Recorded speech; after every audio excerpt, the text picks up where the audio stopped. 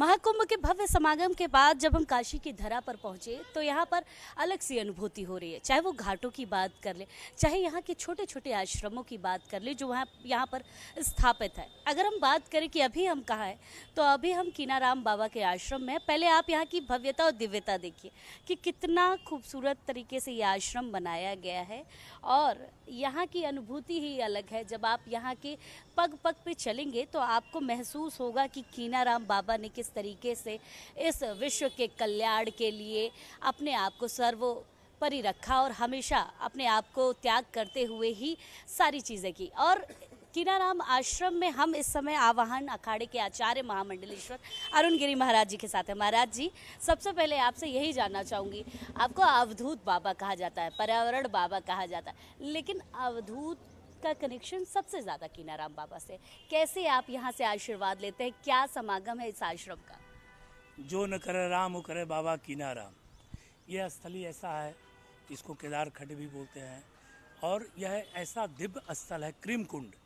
पूरे विश्व में आप तीर्थ कर लें और मेरे जीवन का सबसे बड़ा अनुभव है कि जो व्यक्ति साधक है देश का बड़ा, वो निश्चित न किसी रूप में इसी स्थान से माथा टेकता है, उसको प्राप्ति होती है। जो साक्षात कीनाराम सरकार थे और जो पूरे विश्व में भ्रमण करते थे, पूरे विश्व में हवा के मार्ग सूखते थे, और जो वर्तमान पीठाधीश्वर इस क्रीम कुंड के सिद्धार्थ गौतम बाबा हैं, साक्षात कीनाराम बाबा सरकार उन्हीं के शरीर में प्रवेश हो गए हैं।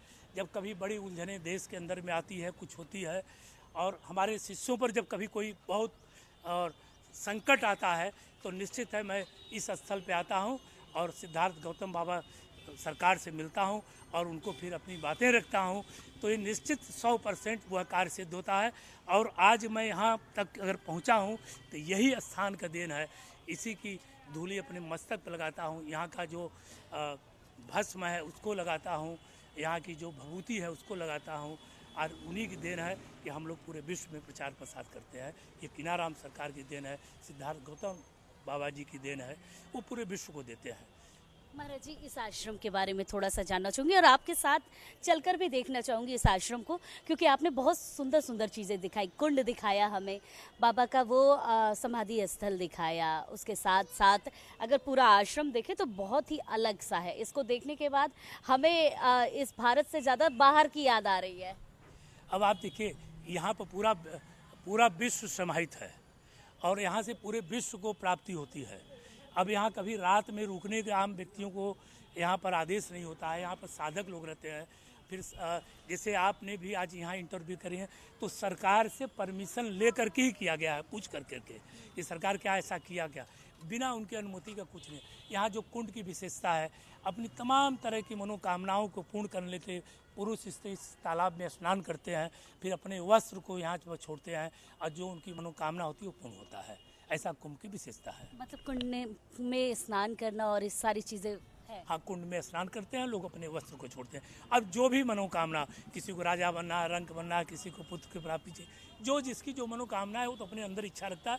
यह कुंड यहाँ से स्थान से उसको प्राप्ति होती है। ये ऐसा सिद्ध स्थल है, क्रीम कुंड, इसलिए इसको बोलते हैं क्रीम कुंड है। अच्छा, प्रयागराज में जब आप थे तो एक अलग सा समागम आपका देखने को मिला, क्योंकि वृक्ष दान की जो परंपरा आपसे शुरू हुई कि वहाँ पर आप फलदार वृक्ष दे रहे थे, अब वहाँ से आप काशी की तरफ आए हैं, तो क्या यहाँ पर भी वही पर्यावरण बाबा की वही चीज़ें देखने को मिलेंगी? नहीं, कुछ वृक्षारोपण यहाँ भी किए जा रहे हैं। हमारे तमाम भक्त हैं, सब लोगों ने बोला है कि अपने गांव में गुरुजी 108 पेड़ लगाऊंगा, कोई कहा 1008 पेड़ लगाऊंगा। तो सभी लोगों ने इस स्थल पर संकल्पित हुए हैं पेड़ लगाने के लिए मेरे साथ। यज्ञ ही जीवन है, जीवन ही यज्ञ है, सांसें हो रही हैं कम, आओ पेड़ लगाएं हम। जो आप यहाँ देख रहे हैं इस प्रांगण में, ये प्राचीन सब बट वृक्ष हैं, प्राचीन वृक्ष हैं, आदि अनंत काल से यहाँ चले आ रहे हैं। तो ये जो आज संसार में हम लोग कर रहे हैं, मैं कोई नया नहीं कर रहा हूँ, ये प्रभु ही करा रहे हैं। हमारे जो वर्तमान में यहाँ पीठाधीश्वर हैं सिद्धार्थ गौतम बाबा, वो भी बहुत पर्यावरण प्रेमी हैं। वो पर्यावरण के प्रति बड़ा रुचि रखते हैं और बहुत कम लोगों से वो मिलते जुलते हैं, लेकिन ये निश्चित है राष्ट्र के हित के लिए वो बड़ा काम करते हैं। यज्ञ, पर्यावरण, शिक्षा पर बड़ा काम करते हैं, लोगों को पढ़ाने के लिए बड़ा काम करते हैं, और उनकी प्रेरणा हम लोगों को भी मिलती रहती है, क्योंकि हम लोगों की जो पहचान है इसी स्थान से हम लोगों की पूरी दुनिया में है। बिल्कुल। महाराज जी, आप आवाहन अखाड़े के आचार्य महामंडलेश्वर हैं। कल आवाहन अखाड़े का प्रवेश है इस काशी में, क्या समागम देखने को मिलेगा इस काशी में? कल समागम उसी तरह है जैसे प्रयागराज के तीर्थ में था, उसी तरह गाड़ी घोड़ा बाजा रथ सब सजेंगे और कपिल चौरा से अखाड़े से जो वहाँ से निकलेंगे दूधनाथ जी से और दशाश्वमेध पर आके शोभा यात्रा समाप्त होगी। और शिवरात्रि वाले दिन सभी अखाड़े संत महापुरुष जो है भगवान शिव जी का अभिषेक करेंगे और फिर मसान की होली खेल करके हम लोग गंगा जी के साथ और शिव जी के साथ होली करके फिर अखाड़े अपने अपने स्थानों पर प्रवेश कर जाएंगे। होली तक यहाँ आप लोग रहेंगे? होली तक, कुछ लोग होली तक रहेंगे सब लोग। और हमारा थोड़ा कार्यक्रम चलायमान है, थोड़ा और कार्यक्रम है भी, मैं होली पर यहाँ पे आ जाऊँगा। तो अखाड़े आ चुके हैं काशी की धरा पर, एक भव्य समागम देखने को मिल रहा है और अब कल आवाहन अखाड़े की पेशवाई काशी में होगी और उसी तरह की परंपरा देखने को मिलेगी जैसे प्रयागराज में देखा था आपने। कैमरामैन अमर के साथ मैं वर्षा शाही, इंडिया न्यूज़ प्रयागराज।